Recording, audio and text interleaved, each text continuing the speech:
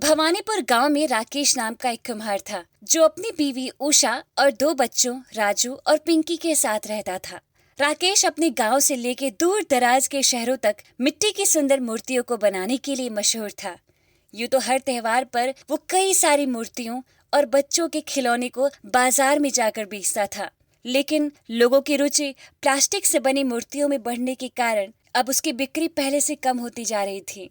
राकेश का परिवार उसके इसी काम पर निर्भर रहता था, इसलिए वो दिन रात मेहनत करके मूर्तियों को और अच्छा बनाने की कोशिश करता और भगवान से दुआ करता कि इस बार सभी मूर्तियां बिक जाएं। कुछ दिनों बाद राकेश के पास एक व्यापारी आता है।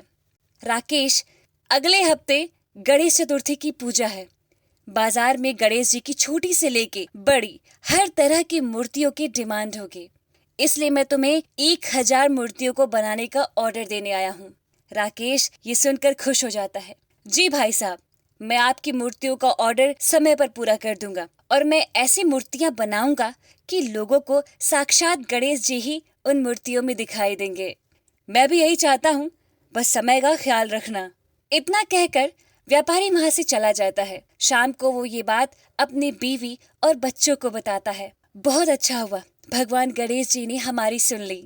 इसका मतलब इस बार गणेश चतुर्थी पर हमें हर साल की तरह वही पुराने कपड़े नहीं पहनने पड़ेंगे। हाँ भैया, इस बार मैं भी अपने लिए नई फ्रॉक खरीदूंगी। हाँ बच्चों, इस साल हमारी गणेश चतुर्थी बहुत अच्छे से मनेगी। मैं तुम दोनों के लिए नए कपड़े और तुम्हारी मम्मी के लिए नई साड़ी लेकर आऊंगा। मैं इस बार गणेश चतुर्थी पर 56 भोग लगाऊंगी। पूरा परिवार अब गणेश चतुर्थी का बेसब्री से इंतजार करने लगा। अगले दिन राकेश अपने ऑर्डर को पूरा करने में जोरों शोरों से लग गया।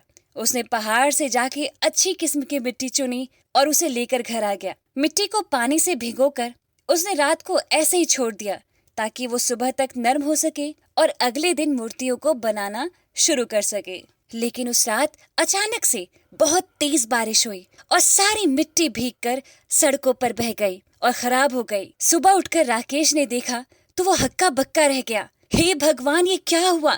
मेरी सारी मिट्टी तो बह गई। अब मैं अपना ऑर्डर कैसे पूरा करूंगा? मेरे पास तो अब पैसे भी नहीं हैं कि मैं दोबारा से वो मिट्टी खरीद कर ला सकूं।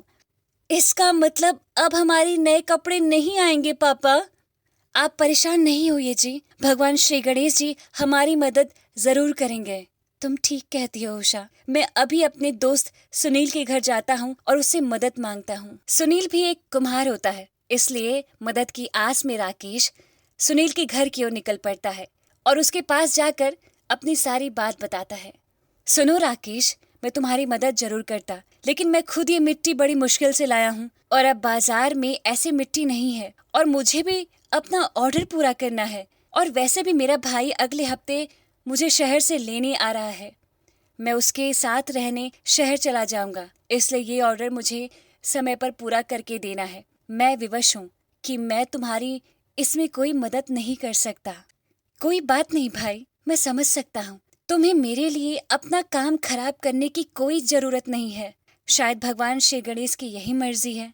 तुम निराश मत हो राकेश, भगवान श्री गणेश जरूर तुम्हारी मदद करेंगे। राकेश सुनील से मिलकर वापस घर के लिए निकल जाता है और रास्ते में उसे भगवान श्री गणेश जी का मंदिर दिखता है, तो वो वहीं बैठ जाता है और हाथ जोड़कर प्रार्थना करने लगता है।